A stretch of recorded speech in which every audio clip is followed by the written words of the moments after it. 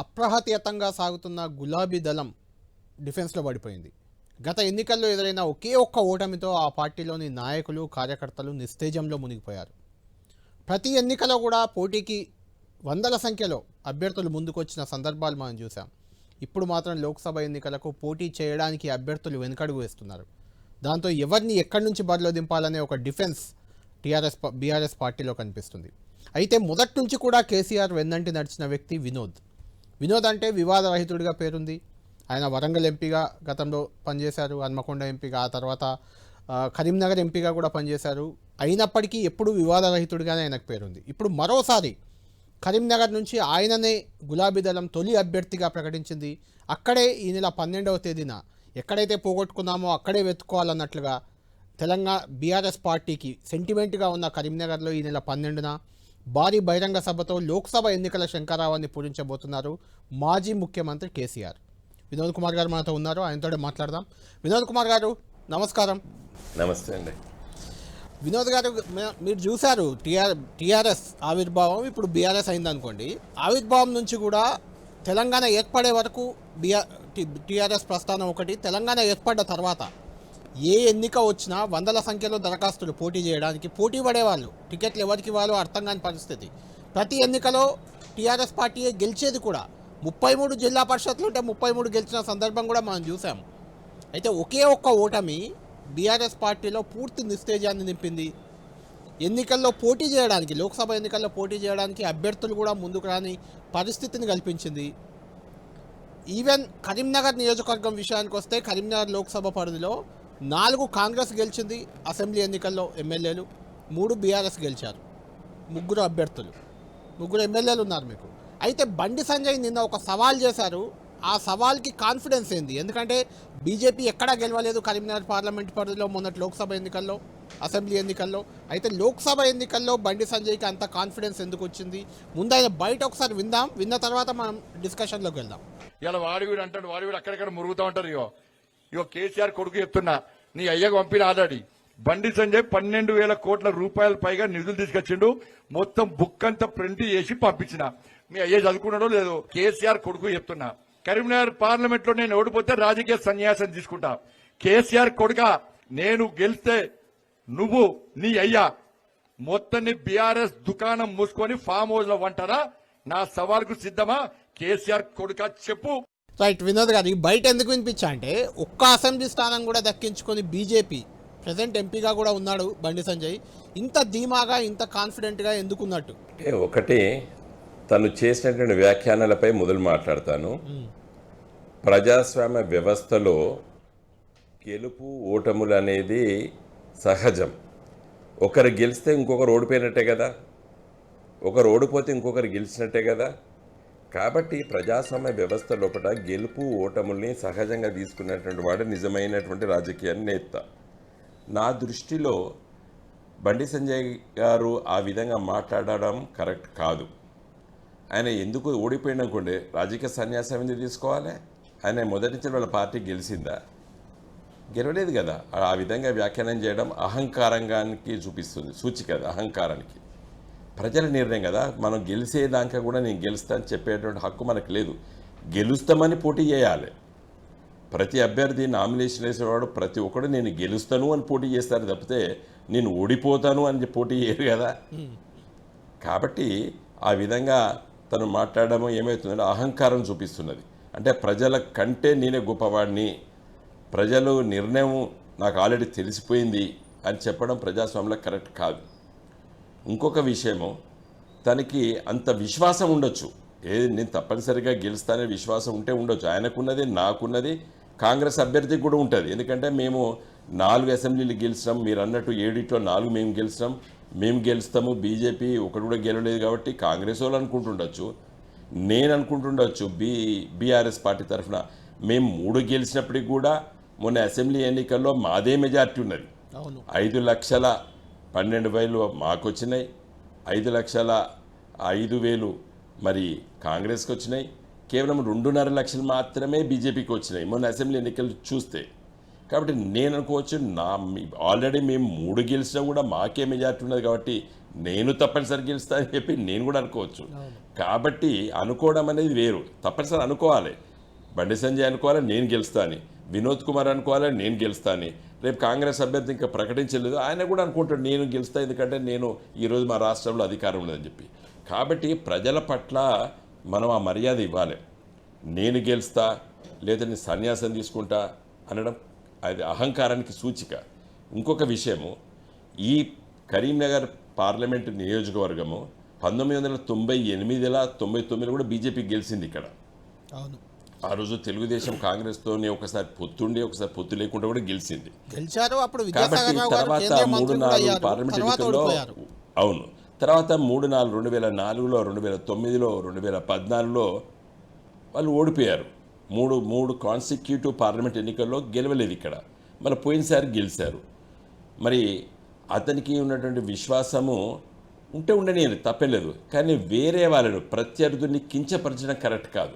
వినోద్ గారు నేను పదే చెప్తున్నాను కరీంనగర్ పార్లమెంటరీలో ఏం చెప్తున్నానంటే రాజకీయ ప్రత్యర్థుల మనం, కానీ శత్రువులం కాదు కదా. ఇప్పుడు మొన్న పొన్నం ప్రభాకర్ గారి తల్లి పైన ఆ విధంగా వ్యాఖ్యానం చేసినాడు.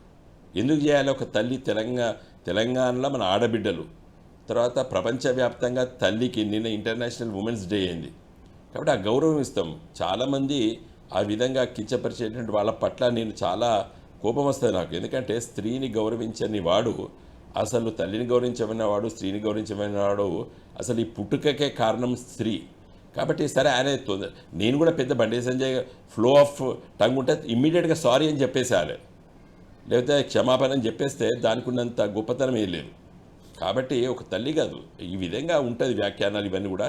నేను మీ టీవీ ద్వారా నేను చెప్పేది ఏంటంటే ఈ భారతదేశం 75 సంవత్సరాల స్వతంత్రానంతరము ఒక గొప్పగా రాజకీయ వ్యవస్థను నిర్మించుకున్నాం. ప్రపంచం లోపల ఎక్కువ జనాభా ఉన్నటువంటి ప్రజాస్వామ్య దేశం భారతదేశము. ఈ భారతదేశంలో నెక్స్ట్ జనరేషన్ మన తదనంతరున్న పిల్లలకి దీన్ని మంచిగా ఈ దేశాన్ని ఒక ప్రజాస్వామ్య విలువల్ని అవన్నీ కూడా అప్పచెప్పవలసిన అవసరం మన పైన ఉన్నది. ఎందుకంటే మనం కూడా అంటే మన వయసులో ఉన్న వాళ్ళం కూడా స్వాతంత్రం అనంతరం పుట్టిన వాళ్ళం మనం. కాబట్టి ఒక మంచి డెవలపింగ్ ఒక పేద దేశం నుండి ఒక డెవలపింగ్ దేశంగా మార్చినాం. ఇప్పుడు ఇది ఒక డెవలప్డ్ కంట్రీగా మారాలి. కాబట్టి ఈ పరిస్థితుల్లో కూడా ప్రజాస్వామ్య విలువల్ని కాపాడుకుంటేనే నెక్స్ట్ జనరేషన్ వచ్చేటువంటి తరానికి ప్రజాస్వామ్యం పట్ల, పార్లమెంటరీ ప్రజాస్వామ్యం పట్ల విలువలు, బాధ్యతలు పెరుగుతాయి రేపటి యువతకి. కాబట్టి దయచేసి నేను మీ టీవీ ఛానల్ ద్వారా ఈ పార్లమెంట్ ఎన్నికల్లో మన రాష్ట్రంలో, తెలంగాణ రాష్ట్రంలో పోటీ చేస్తున్నటువంటి అభ్యర్థులు నువ్వే అభివృద్ధి చేస్తావు, నేనే అభివృద్ధి చేసినా, లేదా నువ్వు నీ పాలసీ ఏంది, నా పార్టీ పాలసీ ఏంది, ఈ దేశ ప్రజలకి, ఈ రాష్ట్ర ప్రజలకి ఏం చెయ్యాలి అనేటువంటి చర్చించాలి. అంటే వినోద్ గారు, వినోద్ అంటేనే కొంచెం వివాదరహితుడు అని మీకు పేరుంది. చాలా సౌమ్యంగా కూడా ఉండే వ్యక్తిగా, రాజకీయాల్లో కొంత సిస్టమేటిక్గా ఉండే వ్యక్తిగా మీకు పేరుంది. అవి ప్రధాన ప్రత్యర్థి బండి సంజయ్, ఆ పేరంటేనే అది ఒక వివాదాస్పద వ్యాఖ్యలు చేస్తుంటారు, దూకుడుగా ఉంటారు, పరుష పదజాలం ఎక్కువ వాడుతుంటారు, ఇలాంటి ఇమేజ్ ఉంది. అంటే అతన్ని మాటల పరంగా కానీ లేకుంటే ప్రచార పరంగా కానీ ఎదుర్కోవడానికి వినోద్ గారికి ఏమన్నా ఇబ్బంది ఎదురవుతుందా? ఇబ్బంది ఎదురు కాకుండా నేను ఏ విధంగా నా పెంపకం ఉందో రాజకీయాల్లో ఏ విధంగా పెంచడం జరిగిందో, నేను వామపక్ష రాజకీయాల్లో పుట్టినాను, ఆల్ ఇండియా స్టూడెంట్స్ ఫెడరేషన్లో పెరిగినాను. నాకు మర్యాదలు, గౌరవము, మన రాజ్యాంగం పట్ల, మన ప్రజల పట్ల ఏ విధంగా ఉండాలో నాకు చిన్నతనం నుండి నేర్పినారు. నేను ఇప్పుడు మార్చుకోలేను. నా ప్రత్యర్థులు తిడితే, నా ప్రత్యర్థులు విమర్శిస్తే, నా ప్రత్యర్థులు బూత్ పదాలు వాడితే నేను ఆ విధంగా వాడను. గెలుపు ఓటముని సహజంగా తీసుకునేటువంటి వ్యక్తిత్వం నాది. కాబట్టి ఆ విధంగా నేను పెరిగిన, నాకు అంత స్ట్రెస్ నేను I can take it, that's not a big issue. Vinod గారు 10 ఏళ్ళుగా తిరుగు లేకుండా అధికారం చెలాయించింది బీఆర్ఎస్. మీరు కూడా, బీఆర్ఎస్ నాయకులు కూడా తిరుగు లేకుండా రాష్ట్రంలో అధికారంలో ఉన్నారు. మీకు ఎక్కడ ఓటమిలు ఎదురు కాలేదు, గట్టిగా ప్రత్యర్థులు కూడా లేదు. ఎందుకంటే అసెంబ్లీకి పోతే 5 ప్రధాన ప్రతిపక్షం 5 ఎమ్మెల్యేలకు పరిమితమైంది గతంలో. అయితే ఇప్పుడు చూస్తే ఒకే ఒక్క ఓటమి బీఆర్ఎస్ నేతల్లో పూర్తిగా నైరాశ్యాన్ని నింపింది. ఈవెన్ లోక్సభ ఎన్నికల్లో పోటీ చేయడానికి కూడా ముందుకు రావట్లేదు. చేవెళ్ళ అటువంటి చోట రంజిత్ రెడ్డిని అభ్యర్థిగా అనౌన్స్ చేస్తే ఆయన పోటీకి సిద్ధంగా లేదని ప్రచారం. మిగిలిన స్థానాల్లో కూడా అభ్యర్థులు లేని పరిస్థితి బీఆర్ఎస్కి. అంటే పోటీ చేయడానికి సుముఖంగా లేని పరిస్థితి. పార్టీలు మారుతున్నారు, నాయకులంతా ఆల్రెడీ చర్చలు జరుపుతున్నారని ప్రచారం. ఏంటి ఇంత గందరగోళం ఒక్క ఓటమితో ఎందుకు ఎదురవుతుంది మీకు? ఈ రాష్ట్రం కొత్త రాష్ట్రం, ఒక చిన్న రాష్ట్రము, 119 శాసనసభ స్థానాలు, 17 పార్లమెంట్ స్థానాలకు పరిమితమైనటువంటి రాష్ట్రం మనది. ఈ రాష్ట్రం లోపల రాజకీయాలు 10 సంవత్సరాల లోపల తెలంగాణ సాధించినటువంటి పార్టీ గులాబీ జెండా, దాని నాయకుడు కేసీఆర్ గారు. తెలంగాణ ప్రజలు తెలంగాణ వచ్చిన తర్వాత మీరు కొట్లాడినరు, ఈ తెలంగాణ బిడ్డ మీ చేతుల్లో ఉంటే బాగుంటుందని చెప్పి మాకు అప్పచెప్పడం జరిగింది. ఒక 5 సంవత్సరాల పరిపాలన తర్వాత మళ్ళీ మీరే పరిపాలించడని చెప్పి కూడా తెలంగాణ ప్రజలు మా పార్టీకి, గులాబీ జెండాకి, నాటి టీఆర్ఎస్ పార్టీ, నేటి పీఆర్ఎస్ పార్టీకి, కేసీఆర్ గారికి మరి మీరే ఈ ప్రభుత్వాన్ని పరిపాలించాలని చెప్పి అప్పచెప్పడం జరిగింది. తర్వాత ప్రజాస్వామ్య వ్యవస్థ లోపల 10 సంవత్సరాల తదనంతరము సాధారణంగా యాంటీ ఇన్కంబెన్సీ, ప్రభుత్వ వ్యతిరేకంగా ఉంటుంది. ఎందుకంటే అన్ని రంగాల లోపల అందరికీ మరి పనులు చేయలేకపోవచ్చు.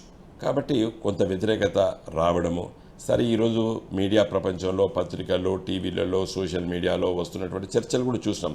వ్యక్తిగతంగా మరి వారి యొక్క ప్రవర్తన కానివ్వండి, మా శాసనసభ్యులది, పార్లమెంట్ సభ్యులది, మంత్రులది, ముఖ్యమంత్రి గారితో సహా ప్రవర్తన పట్ల కూడా చర్చలు జరిగినాయి. ఇదంతా కూడా కొంత ఇంపాక్ట్ ప్రజల పైన ఉంది. ఒక పర్సెప్షన్ క్రియేట్ అయింది. మార్పు, ఈ ప్రభుత్వాన్ని మార్చేసి ఇంకో ప్రభుత్వాన్ని ఏర్పాటు చేయాలనుకున్నారు, ప్రజలు ఏర్పాటు చేసుకున్నారు. కాబట్టి ప్రభుత్వం మారే సందర్భంలో మా ప్రత్యర్థి పార్టీ అయినటువంటి కాంగ్రెస్ పార్టీ విపరీతమైనటువంటి హామీలు ఇవ్వడం జరిగింది. అవన్నీ కూడా ప్రజలు ఒక నమ్మకంతో ఉండే, ఇవన్నీ పనులు మాకు అవుతాయి అనేటువంటి ఒక నమ్మకంతో ఉండే. ఇప్పుడు మరి రైతులు కానీ లేకపోతే సామాన్య ప్రజలకి ఇచ్చినటువంటి హామీలు అంటే ఏ విధంగా ఇచ్చిందంటే, సాధారణ పరిపాలన ఒకట అమలు చేయడం చాలా క్లిష్టంగా ఉండేటువంటి వాటికి కూడా హామీలు ఇచ్చారు. ఎందుకంటే మా ప్రభుత్వాన్ని పాలద్రోయాలి, ఈ ప్రభుత్వాన్ని తీసేయాలి, కేసీఆర్ గారి నాయకత్వంలో ఉన్నటువంటి మరి గులాబీ జెండా బీఆర్ఎస్ పార్టీని ఓటమి పాల్చేయాలనేటువంటి విశ్వాసం, ఒక ఆలోచనతోనే వాళ్ళు ఏం చేశారు, కాంగ్రెస్ పార్టీ ముఖ్యంగా రేవంత్ రెడ్డి గారు, తర్వాత కాంగ్రెస్ పార్టీ నుండి వచ్చిన రాహుల్ గాంధీ గారు, ప్రియాంక గాంధీ గారు హామీలు ఇచ్చారు. నేను ఒక 2 నిమిషాలు కూడా చెప్తాను. ప్రియాంక గాంధీ గారు వచ్చేసి ప్రతి నిరుద్యోగునికి 4,000 రూపాయలు ఇస్తామని చెప్పి హామీ ఇచ్చింది. డిక్లరేషన్, యూత్ డిక్లరేషన్ ప్రకటించింది. బట్టి విక్రమార్క వచ్చి మేము అట్లా చెప్పలేదు అని చెప్పి అసెంబ్లీలో చెప్తాడు. 500 రూపాయలు బోనస్, ప్రతి క్వింటాల్కి 500 రూపాయలు బోనస్ ఇస్తాము అని చెప్పి రేవంత్ రెడ్డి గారు చెప్పిండ్రు. తర్వాత వాళ్ళ కాంగ్రెస్ పార్టీ చెప్పింది, వాళ్ళ హామీలలో చెప్పిండ్రు. ఈరోజు ఏమంటున్నారు, మేము చెప్పలేదని చెప్పి కోదండరామరెడ్డి గారు, Kisan cell, Congress party Kisan cell senior నాయకులు, మేము ఆ విధంగా చెప్పలేదు, ఎంఎస్పీ కంటే తక్కువ వస్తుంది. ఎంఎస్పీ కంటే తక్కువ వస్తుందా అండి? ఎంఎస్పీ దేశవ్యాప్తంగా వరి ధాన్యానికి ఎంఎస్పీ అన్ని రాష్ట్రాలు ఇస్తున్నాయి. మినిమం సపోర్ట్ ప్రైస్ అది. దానికంటే తక్కువ ఇస్తే 500 రూపాయలు ఇస్తామంటే అది నవ్వాలనా ఏడవాలనా తెలియదు. కోదండరెడ్డి గారు మాట్లాడింది అంటే ఇది రెండోది అవుట్ అయిపోయింది కోదండరెడ్డి గారిది. తర్వాత ఈ హామీలు మహాలక్ష్మిలో పడ్డ ఫ్రీ బస్సులు వాళ్ళ చేతుల్లో కాబట్టి బస్సులు ఫ్రీ అన్నారు. తర్వాత 500 గ్యాస్ సిలిండర్ అన్నారు. ఎంత తప్పిదం, ఆ హామీని నిలబెట్టుకోలేదు. మహిళా లోకం ఇట్లా కోపంగా ఉన్నారు ఇప్పుడు. ఎందుకు 500 రూపాయలు నోటు పట్టుకొని పోతే సిలిండర్ ఇస్తే సంతోషపడతారు. నువ్వు 975 రూపాయలు కట్టు, సిలిండర్ ఇంటికి తీసుకుపో, 400 రూపాయలు నీ అకౌంట్లో వేస్తా అంటే ఎవరు నమ్ముతారు? కాబట్టి అది ఫెయిల్. 500 సిలిండర్ రూపీస్ అనేది అట్టర్లీ ఫెయిల్ అయిపోయింది అది. తర్వాత ప్రతి మహిళకి 2,500 రూపాయలు ఇస్తామని చెప్పాడు. తెలంగాణలో ప్రతి ఆడబిడ్డ నాకు 200-500 వస్తాయి.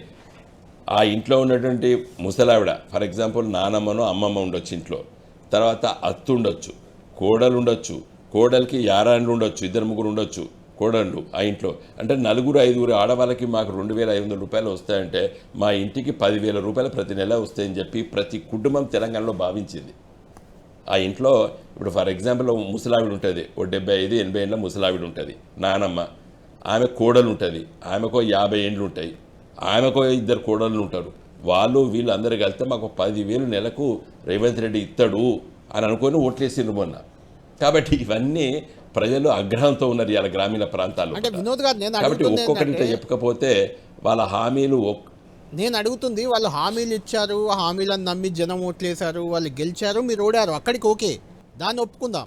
అయితే నేననేది ఏంటంటే ఆ ఒక్క ఓటమితో మీ పార్టీలో ఉన్న లుకలుకలు అన్నీ కనిపిస్తున్నాయి. పార్టీ మారుతున్నారని ప్రచారం, నాయకులు పోయి కొంతమంది రేవంత్ రెడ్డిని కలుస్తున్నారు, కాంగ్రెస్లోకి ఎప్పుడైనా ఏ క్షణంలో ఎంతమంది వెళ్తారో తెలియదు. ఈ అన్ని ప్రచారాల కారణం ఏంటంటే నాకు అర్థమైంది, మీ నాయకులు కొంతమంది మాట్లాడిన సందర్భంలో ఎక్స్ప్రెస్ చేసింది, గత 10 ఏళ్లుగా అవకాశవాద రాజకీయాలను బీఆర్ఎస్ ప్రోత్సహించింది. ఎవరు అధికారం కోసం మీ పార్టీకి కలిస్తే వాళ్ళని కలిపేసుకున్నారు, వాళ్ళంతా తమదారి తాము ఇప్పుడు అధికారం కోసం చూసుకుంటున్నారు. అది అందులో తప్పేం లేదంటారా? అలా కలుపుకోవడం మీ తప్ప, వెళ్ళిపోవడం వాళ్ళ తప్ప? ఇప్పుడు మీరు కలుపుకున్నారు, అయిపోయింది టీఆర్ఎస్ పార్టీ. నా వ్యక్తిగత అభిప్రాయం తప్పు. ఇప్పుడు తమిళనాడు ఉందండి, డిఎంకే ఏడిఎంకే ఉన్నదండి, 2 రాజకీయ పార్టీలు. డిఎంకే పార్టీలో ఓడిపోయినటువంటి ఎమ్మెల్యే ఉన్నాడు అనుకోండి, వాళ్ళ పార్టీ అధికారంలోకి వస్తే ఆయన పార్టీ నాయకుడిగా ఉంటాడు, మన పార్టీ అతను ప్రోత్సహిస్తుంది, రేపు వచ్చే ఎన్నికల్లో పట్ల మళ్ళీ నువ్వే గెలుదు అని చెప్పేటువంటి విశ్వాసం అతనికి ఉంటే ఇది ఉంటుంది. ఏ డిఎంకే పార్టీ ఒక్కడు కూడా డిఎంకే పార్టీ ఓడు, డిఎంకే పార్టీ వాడు ఒక్కడు కూడా ఏడిఎంకే పార్టీకి పోడు. అయితే మొదట్లో కేసీఆర్ గారు 2014లో అప్పుడు స్లెండర్ మెజార్టీ వచ్చింది కాబట్టి తెలంగాణ రాష్ట్రాన్ని గట్టిగా దీన్ని నిలుపుదల చేయాలని చెప్పి ఉద్దేశంతో ఆ విధంగా నేను తీసుకున్నా అని చెప్పి వారు చెప్పారు. మాటలలో అప్పుడో నాలాంటి వాళ్ళు కొంతమంది మేము అడిగిన సందర్భంలో ఇప్పుడు ఫస్ట్ మన ప్రభుత్వం స్టెబిలైజ్ కావాలి కాబట్టి మన అందరినీ తీసుకుందామనేటువంటి ఒక అభిప్రాయంతో వాళ్ళు ముందుకు వచ్చిండ్రు. కానీ మొన్న 88 మంది గెలిచిన తర్వాత మళ్ళీ కొంతమంది కాంగ్రెస్ వాళ్ళు వచ్చి జాయిన్ కావడం నిజంగా కూడా అంత కరెక్ట్ కాదే నా దృష్టిలో.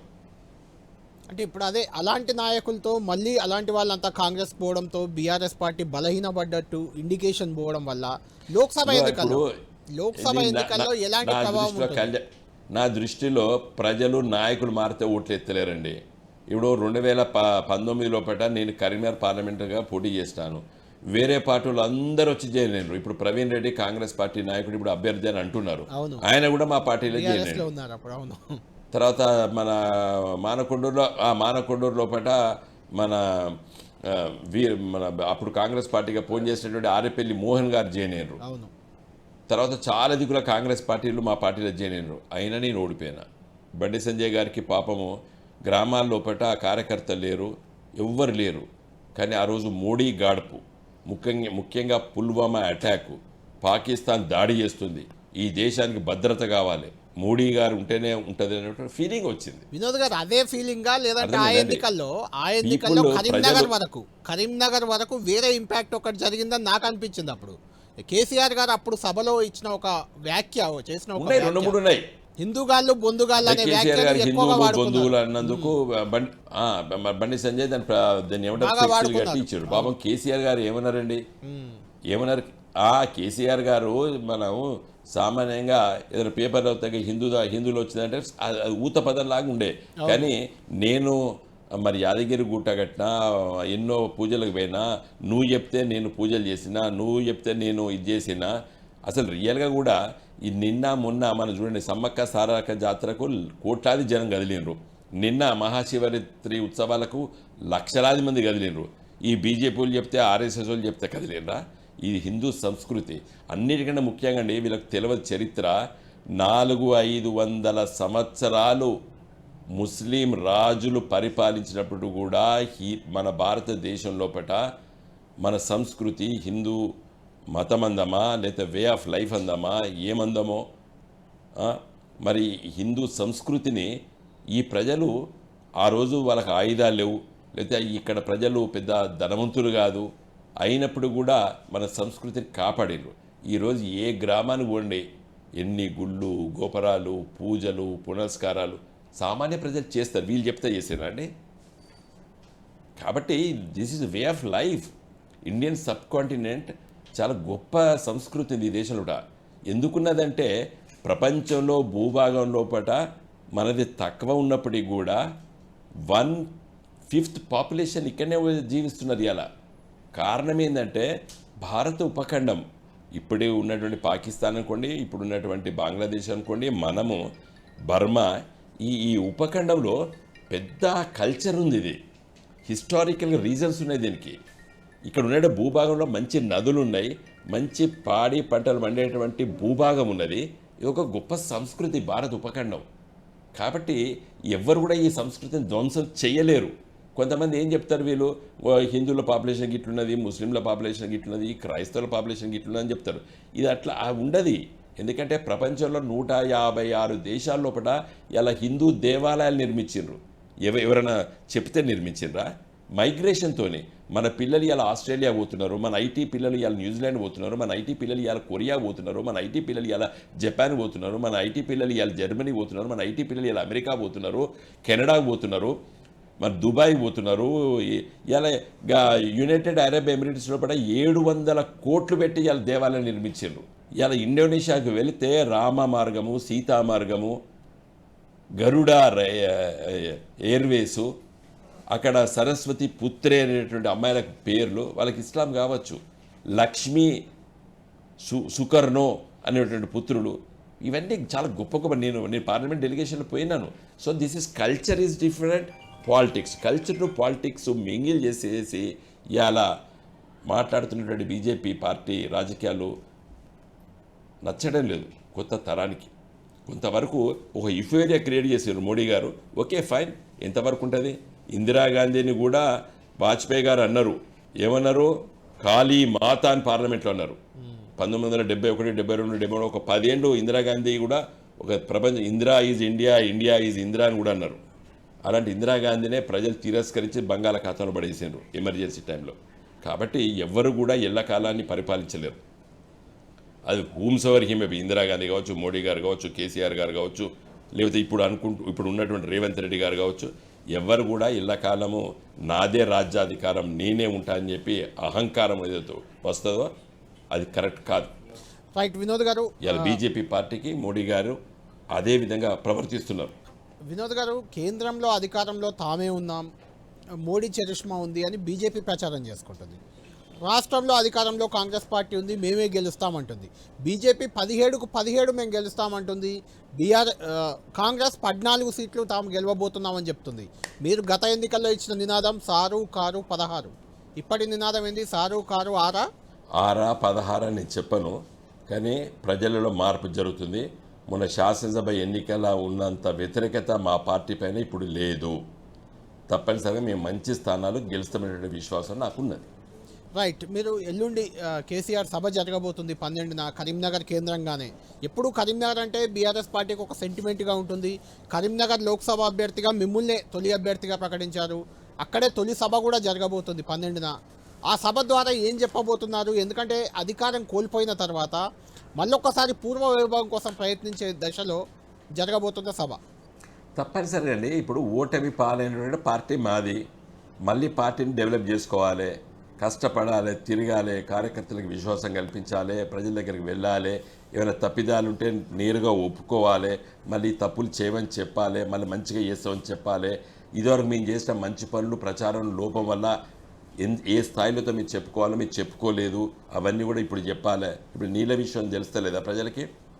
ఇదే కేసీఆర్ గిట్ట మొన్న గెలిచి ఉంటే, మొన్న డిసెంబర్ 3 నాడు ఫలితాల్లో కూడా కేసీఆర్ ముఖ్యమంత్రి గారు అయి ఉంటే, ఆయన తెల్లారి నుండి మేడిగడ్డ దగ్గర కొంతమంది ఇంజనీర్లని, ఎమ్మెల్యేలని, మంత్రుల్ని ఆడ కూర్చోబెట్టి 1000 టిప్పర్లు కిరాయికి తీసుకొని ఒక ఇమ్మీడియట్గా అర్జెంట్ టెండర్ పిలిచి మొత్తం ఆడ పక్కకే మట్టి కుప్పలు దిబ్బలు బొచ్చినంతున్నది తీసుకొచ్చి మొత్తం తొక్కిచ్చి కాఫర్ డ్యామ్ 1 నెల 2 నెలల లోపల కట్టేసి ఆ 2 పిల్లర్ల దగ్గర నీళ్ళు పోకుండా చూసి గేట్లు వేస్తే ఇలా మేడిగడ్డ మొత్తం నిండు. ఆ నీళ్లు ఎత్తిపోతల ప్రాజెక్ట్ ద్వారా లక్ష్మీపురం పంపులు తీసుకొచ్చి మిడ్మానేర్లో పోస్తే ఇలా తెలంగాణ అంటే ఉత్తర తెలంగాణ జిల్లాలు, పాత ఆదిలాబాద్ జిల్లా కొంత భాగము, మన కరీంనగర్ జిల్లా, తర్వాత వరంగల్ జిల్లా, ఇటు మన ఇప్పుడున్న సిద్దిపేట జిల్లా, తర్వాత నిజామాబాద్ జిల్లా, కామారెడ్డి జిల్లా లోపల పుష్కలంగా నీళ్ళు తీసుకొచ్చి చెరువులు కుంటలకు పోస్తే ఇప్పుడు వరి ధాన్యం పుట్టకొచ్చింది. ఇంకో 10 రోజులకి ఈంతది, భూమి నెర్రలు మారుతున్నది. నిన్న ఇక్కడ ఇరుకుల గ్రామంకి వెళ్ళి చూసినాం. మొన్న నేను బెజ్జంకి మండలంలో లోపల చూసిన, ఇల్లంతకుంట మండలంలో చూసిన, ఏది మానకుంట్రు కాన్సెన్స్ లోపల, ఇంకో నిన్న శంకరపట్నంలో చూసిన. ఈ రైతులు సమైక్య ఆంధ్రప్రదేశ్లో ఉన్నప్పుడు కూడా మంచి వరిధాన్యం పండించేటువంటి ప్రాంతాలు ఇవన్నీ. కాబట్టి ఇక్కడనే రైతులు ఇంత గోసపడుతున్నారంటే మిగతా ప్రాంతాలు ఎంత గోసపడుతున్నారు. తెలంగాణ సమస్యల్ని తెలంగాణ కళ్ళతో, తెలంగాణ గుండెతో, తెలంగాణ మనసుతో ఆలోచిస్తేనే అర్థమవుతుంది. టెక్నికాలిటీస్ మీద కాస్ట్ బెనిఫిట్ రేషియో ఎంత ఉంటుంది, ఇంత ఖర్చు పెడితే ఎంత లాభము, ఇంత ఖర్చు పెడితే ఎంత ఉత్పత్తి అవుతుంది, గా లెక్కలు చూస్తే ప్రజాస్వామ్య వ్యవస్థలో ముఖ్యంగా ఇంత జనాభా ఉన్నటువంటి దేశాన్ని పరిపాలించలేరు. ఇక్కడ జనాన్ని హౌ టు ఎంగేజ్ దెమ్, ఎట్లా వాళ్ళ పనిలో పెట్టాలని చెప్పే ఆలోచన ప్రభుత్వాలకు ఉండాలి. ఇలా 50,000 ఖర్చు వస్తుంది నీళ్ళకి, 40,000 పంటలు తీస్తారంటే గది కాదు లెక్క కావాల్సింది. లెక్క కావాల్సిందంటే గ్రామీణ ప్రాంతాల్లో కూడా ప్రజలు ఎట్లా పనులలో ఉంటారు, వాళ్ళకి ఏ విధంగా పని కల్పించాలి, ఏ విధంగా వ్యవసాయం చేయాలి, 140 కోట్ల జనానికి తిండి ఎట్లా పెట్టాలి, ఏ విధంగా పెట్టాలి, ఖర్చు అయినా పర్వాలేదు, ప్రభుత్వం క్రాస్ సబ్సిడీ చేసి రైతాంగాన్ని కాపాడాలి అనేటువంటి స్పృహ ఉండాలి. రైతు బంధు ఎందుకు ఆలోచన చేయలేదండి? ఇంత పెద్ద గొప్ప దేశం కదా, నెహ్రూ గారి మొదలు పెడితే మోడీ గారు దాకా పరిపాలించారు. మేము రైతు బంధు పెట్టిన తర్వాత పిఎం కిసాన్ పెట్టిండు మోడీ గారు. మేము రైతు బీమా ఇచ్చిన తర్వాత ఇలా ఆలోచన చేస్తున్నాయి ప్రభుత్వాలు. గిది తెలంగాణ నాయకత్వము, మా గులాబీ జెండా ప్రజల కోసం ఆలోచిస్తుంది. ప్రజల మనసు తెలుసు మాకు, ప్రజల కష్టాలు తెలుసు మాకు. ప్రజలు ప్రజాస్వామ్య వ్యవస్థలో మమ్మల్ని తిరస్కరించారు. ఓకే ఫైన్, రానున్న రోజులప్పుడు మేము ప్రజల వైపు ఉంటాం, ఉత్త కూర్చుంటాం. మేము రేపు ఏప్రిల్ మాసం లోపల ఈ ఎన్నికలు పక్కకుంటాయి. ఎన్నికల లోపల పంట పండించి మన పిఎస్సిఎస్ మార్కెట్ యార్డ్స్ వచ్చినప్పుడు 500 రూపాయలు ఇవ్వాలి.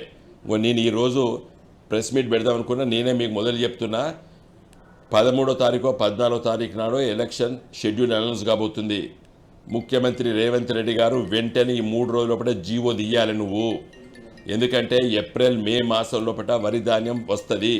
రైతు కోసి వరి ధాన్యం వచ్చిన తర్వాత ఇళ్లలో గుమ్ములు లేవు, ఇప్పుడు స్టోరేజ్ కెపాసిటీ లేదు గ్రామీణ ప్రాంతాల లోపల. ఆ పొలం కాడనే అమ్ముకుంటున్నాడు రైతు. కాబట్టి వెంటనే మరి మీరు జీవో తీసేసి ఏప్రిల్ 15, 20 నుండి వరి ధాన్యం బయటకు వస్తుంది. మేలో బ్రహ్మాండంగా మొత్తం కోతలకు వస్తుంది. వెంటనే మీరు జీవో ఇవాళ తీయాలి. 3 రోజుల పాటు జీవో తీయకపోతే రేవంత్ రెడ్డి గారు 500 రూపాయలు బోనస్ ఇస్తలేడనేది యావత్తు తెలంగాణ ప్రజలకు తెలిసిపోతుంది. నేను డిమాండ్ చేస్తున్నా, ఇవాళ నువ్వు వెంటనే జీవో తీయాలి. ఎందుకంటే నీ హామీ, మీరిచ్చిన హామీ కాబట్టి దాన్ని డిమాండ్ చేస్తున్నా, అది ఇవ్వాలి. లేకపోతే ప్రజలే నిర్ణయం చేస్తారు. ఎన్నికల లోపల కళ్యాణ్ గారు, మీరు ఇంతమంది చాలాసార్లు ఇంతమంది మీ ప్రశ్నల్లో ధ్వనించింది, మీ పార్టీ నుంచి వెళ్ళిపోతారు, మీ పార్టీ ఉంటుందా ఊసిపోతారని మాట్లాడతారు. మేము ఎన్నండి 2001లో పార్టీ పెట్టాం. చంద్రబాబు నాయుడు, రాజశేఖర రెడ్డి ఇద్దరు, ఒక ఆయన ముఖ్యమంత్రి, ఒక ఆయన అపోజిషన్ లీడర్. ఏమన్నారు? ఇది మొగ్గలో పుట్టింది తుంచేస్తాం అని అహంకారంగా మాట్లాడినారు. 2004లో మేము ఎంపీలను గెలిచి ఢిల్లీ పోతే రాష్ట్రపతి, ప్రధానమంత్రి, 32 రాజకీయ పార్టీల దగ్గరికి వెళ్తే 28 రాజకీయ పార్టీలు లేఖలు ఇచ్చినా కూడా తెలంగాణను తిరస్కరించారు. ఓటమి పాలైనం, ఆగలేదు. 2008 రాజీనామా చేస్తే ప్రజలు కూడా మమ్మల్ని పెద్ద ఓట్లేసి గెలిపించలేదు. ఒక నేను కేసీఆర్ గారికి గెలిచిన ఎంపీలు, మా తోటి ఎంపీలు ఓడిపోయినరు, ఎమ్మెల్యేలు చాలామంది ఓడిపోయినరు.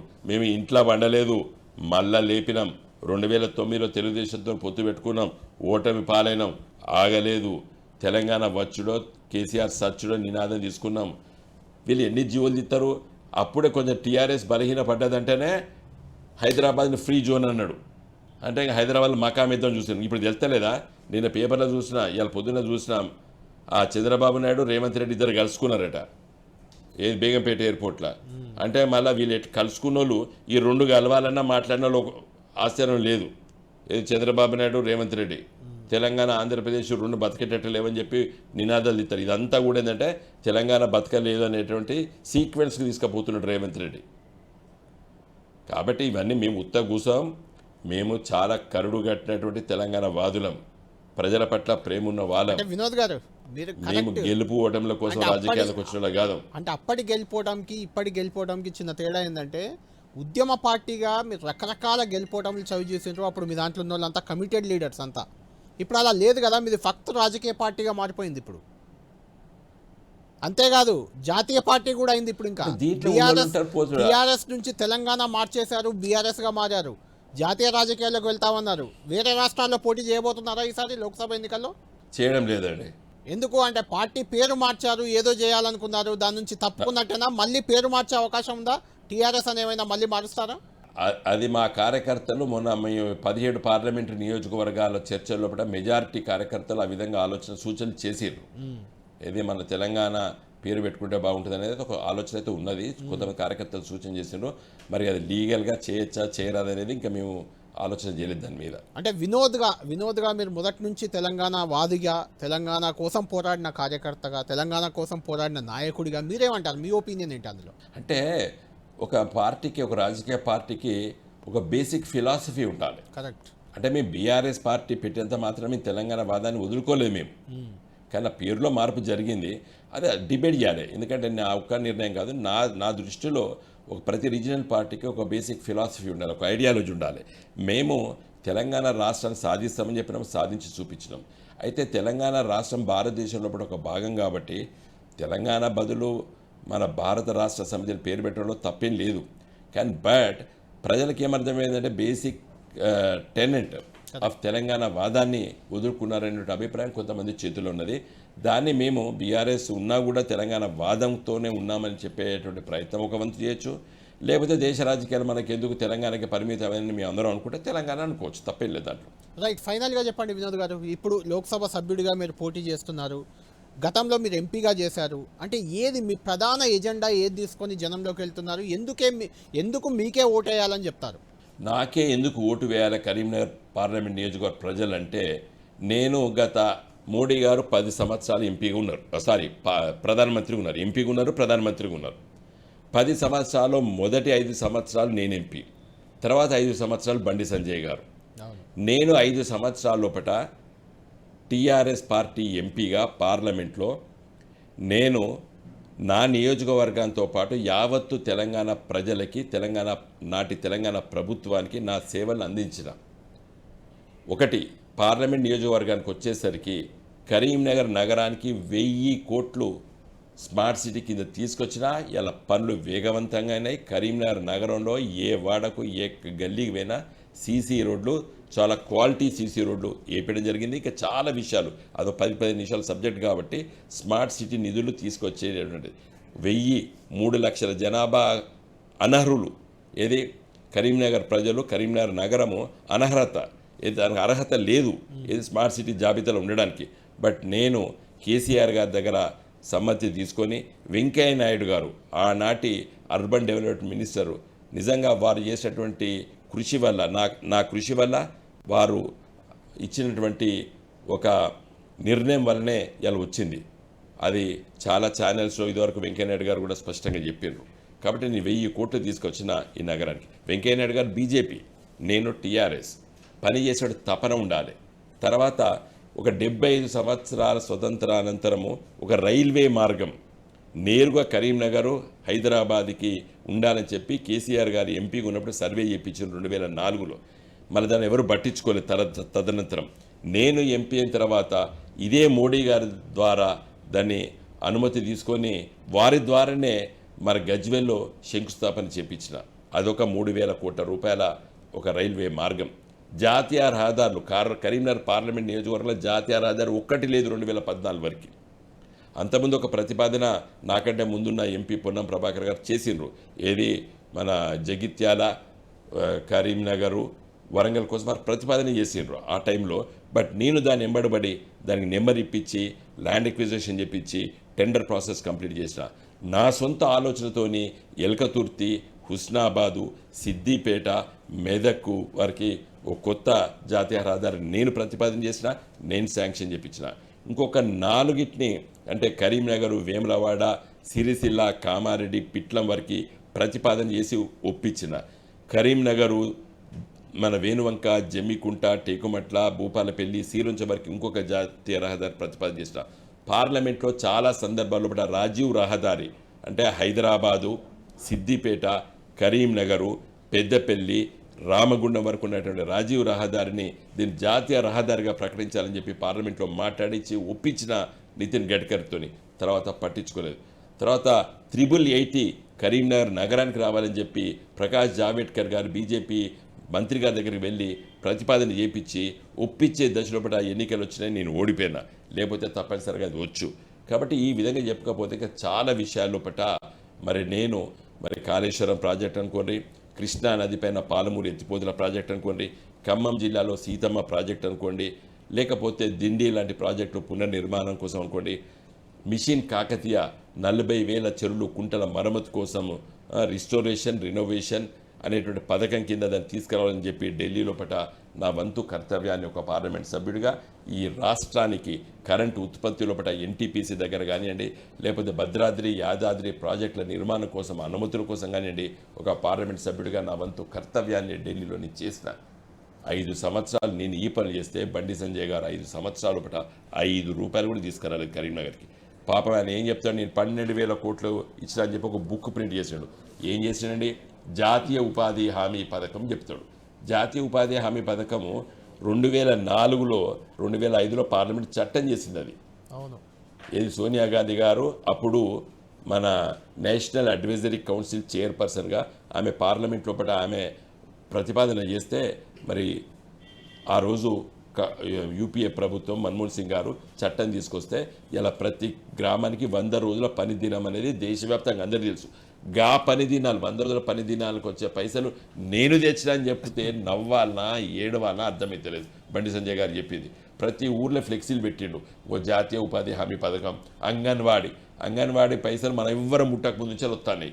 నెహ్రూ గారు పెట్టిండ్రు ఈ పథకం, ఇందిరాగాంధీ గారు పుట్టిన తర్వాత పెట్టిన కొన్ని పథకాలు, ఈ హరితహారం కేసీఆర్ గారు పెట్టినటువంటి పథకాలు, ఇవన్నీ ఫ్లెక్సీలలో పెట్టి ఊర్లో నేను గిన్ని చేసిన గిది కాదు. నువ్వు ఒక కొత్త జాతీయ రహదారి తీసుకొచ్చినావా? ఇప్పుడు ఏం చెప్తాడు, నేను పార్లమెంట్ సభ్యుడిగా ఉన్నప్పుడు శాంక్షన్ అయ్యి నెంబర్లు వచ్చినాయి, టెండర్లు పిలిచిన వాటికి ఆ డబ్బులు లెక్కలు చూపిస్తాడు. ఇప్పుడు ఈ జాతీయ కేంద్రం ఇవ్వకపోతే ఎవరు ఇస్తారండి? ఈయన కేంద్రం అంటే మన తెలంగాణ ప్రజలు 4 లక్షల పై చిలుకు పన్నులు కడతామండి. 4 లక్షల కోట్ల రూపాయల పన్నులు కడతాం మనం కేంద్రానికి. మనకి ఇచ్చేది 1,60,000. మన రూపాయిలో 40 పైసలు మన రూపాయికి ₹1 కేంద్ర ప్రభుత్వంకి ఇస్తే కేంద్ర ప్రభుత్వం మనకు 40 పైసలు ఇస్తుంది. 60 పైసలు కేంద్ర ప్రభుత్వం వాడుకుంటుంది తెలంగాణ ప్రజల పైసలు. అది ఎవరని అడగండి ఎకనామిస్ట్లని. ఇలా ఎందుకు వెబ్సైట్ పోయి ఫైనాన్స్ డిపార్ట్మెంట్లో బడ్జెట్ ప్రపోజల్ చేస్తే తెలుస్తుంది how much Telangana is paying. Telangana రాష్ట్ర ప్రజలు కేంద్రానికి ఎన్ని పన్నులు కడతారో, మళ్ళీ తెలంగాణ రాష్ట్రానికి ఎన్ని పైసలు వస్తున్నాయంటే దాదాపు 60:40. కొన్ని రాష్ట్రాలు బీహార్, బీజేపీ పరిపాలించే బీహారు, తర్వాత ఉత్తరప్రదేశ్, రాజస్థాను, తర్వాత జార్ఖండ్, ఛత్తీస్గఢ్, ఈ బీమారు రాష్ట్రాలు అంటారు వీటిని. ఈ రాష్ట్రాల పట వాళ్ళు 40 పైసలు కాదు 30 పైసలు కడితే 70 పైసలు కేంద్ర ప్రభుత్వం ఇస్తుంది ఇవాళ ఉత్తరప్రదేశ్కి. అంటే దక్షిణ భారతదేశంలో ఉన్నటువంటి రాష్ట్రాల డబ్బు మన ఉత్తర భారతదేశ రాష్ట్రాలకు ఇస్తున్నాం మనం. ఇది రెచ్చగొట్టే ఉపన్యాసం కాదు. ఇది ఒక సమైక్య భారతదేశం ఉండాలంటే ఒళ్ళు జాగ్రత్త పెట్టుకొని మాట్లాడాలి. అందుకే ఒకసారి చెప్పిన బీజేపీ వాళ్ళు మీరు జాగ్రత్త ఉండాలి. ఎందుకంటే ఇండియా ఈజ్ నాట్ ఇది లింగ్విస్టిక్ స్టేట్స్ ఉన్నాయి ఇక్కడ. అందుకే భారతదేశ రాజ్యాంగంలో మొదటి పేజీలో ఏం చెప్తున్నాడు, India that is Bharat shall be a union of states అంటారు. Shall be a union of states. This is a union of states ఇది. కాబట్టి బీజేపీ వాళ్ళు ఒళ్ళు జాగ్రత్త పెట్టుకొని ఈ దేశాన్ని సమైక్యతను కాపాడాలి. రెచ్చగొట్టే ఉపన్యాసాలు ఇస్తే చాలా ఇబ్బంది జరుగుతుంది. చాలా గొప్ప దేశంగా ఎదుగుతున్నాం ఇవాళ. తమిళనాడు రాష్ట్రంలో ద్రావిడ కల్ట్ ఉన్నది. తెలుగు అనే ఒక భాష మీద మన ఎన్టీ రామారావు గారు అధికారంలోకి వచ్చారు. కాబట్టి జాగ్రత్త మాట్లాడాలి బీజేపీ సోదరులు. ఏది పడితే అది మాట్లాడి మేము ఇంత ఇచ్చిన మీద మనకేమో దానం చేసినట్టు మాట్లాడుతున్నాడు ఈ బండి సంజయ్. ఎన్ని రూపాయలు కట్టిండ్రు తెలంగాణ ప్రజలు, నువ్వు ఎంత ఇచ్చినావు? రైట్ వినోద్ గారు, అది మనకు జాతీయ ఉపాధి హామీ పథకం. వినోద్ గారు, అక్కడ సిట్టింగ్ ఎంపీ బండి సంజయ్ ఉన్నారు, మాజీ ఎంపీగా మీరున్నారు, మీ ఇద్దరి మధ్య పోటీ నడుస్తుంది. ఎలాగో కాంగ్రెస్ అభ్యర్థి ప్రవీణ్ రెడ్డి అయ్యే అవకాశం ఉందంటున్నారు, మీరు కూడా అన్నారు కదా. ప్రధాన పోటీ ఎవరి మధ్య ఉండే అవకాశం కనిపిస్తుంది మీకు ప్రస్తుతం ఉన్న రాజకీయ పరిస్థితుల్లో? నా దృష్టిలో it is a triangle fight. Okay, right. Thank you Vinod గారు, థ్యాంక్ యూ. మొత్తానికి ఈ ట్రయాంగిల్ ఫైట్లో ఎవరు విజయం సాధించబోతున్నారు, ఏం జరగబోతుంది కరీంనగర్ పార్లమెంట్లో అనేది అయితే ఇంట్రెస్టింగ్గా మారింది. ఎందుకంటే మొత్తం 17 నియోజకవర్గాల్లో కూడా కరీంనగర్, అక్కడ నుంచి బండి సంజయ్ పోటీ చేస్తున్నారు. బండి సంజయ్ అంటే మనకు తెలుసు, అక్కడ వినోద్ గారు కూడా కేసీఆర్కు రైట్ హ్యాండ్గా తెలంగాణ ఉద్యమం నుంచి ఉన్న వ్యక్తి. వీళ్ళిద్దరి మధ్య ఫైట్ ఎలా ఉండబోతుంది అనేది మాత్రం ఆసక్తి రేపుతుంది. చూడాలి ఇది ఎలా ఉండబోతుంది ఫైట్. వినోద్ గారు చెప్పిన మాటలను ప్రజలు విశ్వసిస్తారా, లేకుంటే కేంద్రం నుంచి పెద్ద ఎత్తున నిధులు తెచ్చానని బండి సంజయ్ చెప్తున్న మాటలను ప్రజలు నమ్ముతారా అని చూడాలి. ఇది స్పెషల్ ఇంటర్వ్యూ విత్ మాజీ ఎంపీ వినోద్ కుమార్.